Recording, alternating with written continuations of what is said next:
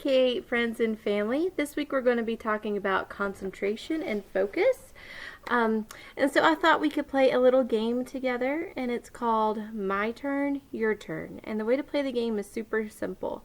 So I'm going to say like my turn, and I'm going to do like nose, eyes, and then I'll say your turn, and then you have to say nose, eyes. Does that sound good? All right, so let's get started, and we'll see how many we can do. And everyone, there goes Pepper. All right, so here we go. My turn. Head, nose, ears, knees, elbows, shoulders, nose, eyes. Your turn.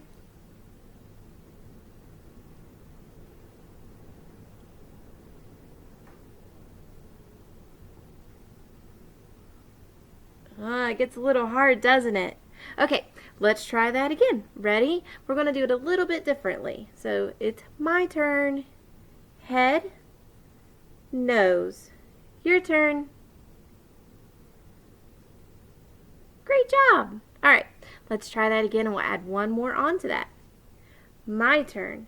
Head, nose, ears. Your turn. Great job. All right, my turn. Head, nose, ears, knees. Your turn.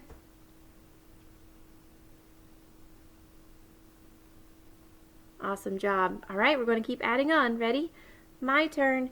Head, nose, ears, knees, elbows. Your turn.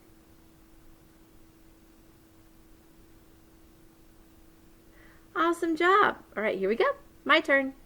Head, nose, ears, knees, elbows, shoulders.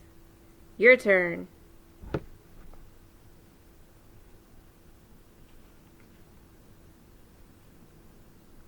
Awesome.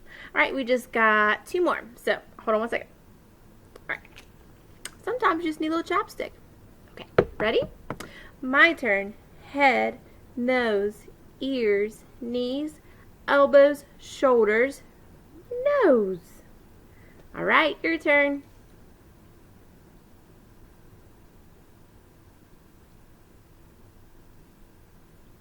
All right, good job. Last one. Head, nose, ears, knees, elbows, shoulders, nose, eyes. Your turn.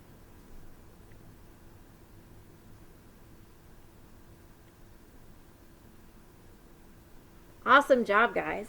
All right, so this game, the first time we tried to play that, we just did it all at once, and I bet none of you guys got all of those right because there was how many? 1, 2, 3, 4, 5, 6, 7, 8 different things that we had to remember, and 8's a lot to remember at once. So probably nobody got it the first time, but the second time we did it, we broke it down and we just did it one at a time. And so we can see how we can do this with our homework. For example, whenever you're doing your spelling words, you can learn 2 on Monday, like if you have 10, you can learn 2 on Monday and then relearn those 2 on Tuesday and add 2, so then you have 4. So then on Wednesday you'd have 6, and then on Thursday you'd have 8, and then by Friday you would know all 10 of them. So you guys can chunk your assignments like that, and it might help you learn some things. Awesome. All right, guys, are we ready for our book for the day? All right, I'll see you in just a second. Hey guys, so we have a second game that we're going to play today, and it's just to see how much focus and concentration you really had. So we just played My Turn, Your Turn, and you guys should play that with your family this evening. But I wanted to see how much you were really focusing on me. So, first question, what did I take off at the beginning of the show?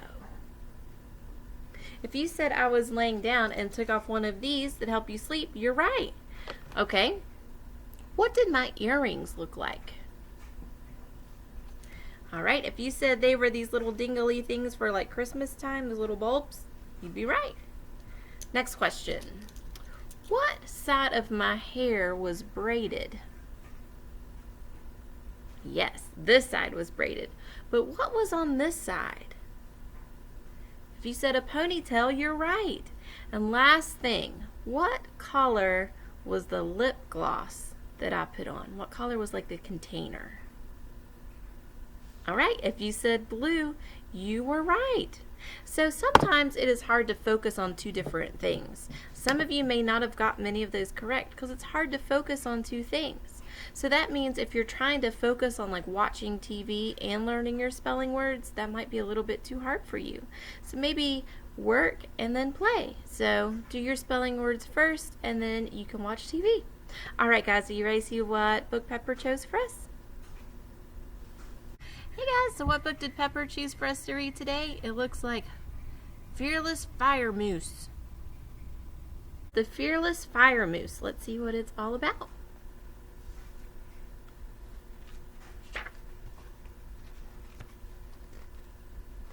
Once there was a moose. He had big funny feet. He had a great big funny nose, and his name was Bullwinkle J. Moose. He liked cupcakes and mooseberry juice. He had them 3 times a day, for breakfast, lunch, and dinner. All day long, Bullwinkle dreamed of being a fearless fire moose. In his daydream, he climbed up the burning roof. Smoke and cinders swirled all around him. "Never fear," Bullwinkle said to a little old lady. "Together we will jump safely to the safety net." So in his daydream, Bullwinkle jumped. Ba-bump! He fell off the chair. His friends Rocky and Mr. Peabody came rushing in. "Oh!" Bullwinkle groaned. "What's the use? I'll never be a fire moose." "I know what I would do if I were you," said Mr. Peabody, who was a very clever dog. Kind of like Pepper. "What?" Bullwinkle asked. "I'd take a train and travel to the city," Mr. Peabody said, "and I'd go from firehouse to firehouse until I got a job." "What a great idea!" Bullwinkle gave a long, happy honk. Rocky and Mr. Peabody held their ears. The moose's honk was louder than a thunderclap. It was heard from miles away. "Hooray!" Bullwinkle cried. "I'm going to the city." "All aboard!" the conductor called at the railroad station, and no sticking antlers out the window. With a click and a clack and a clickety-clack, the train began to move. Bullwinkle was on his way.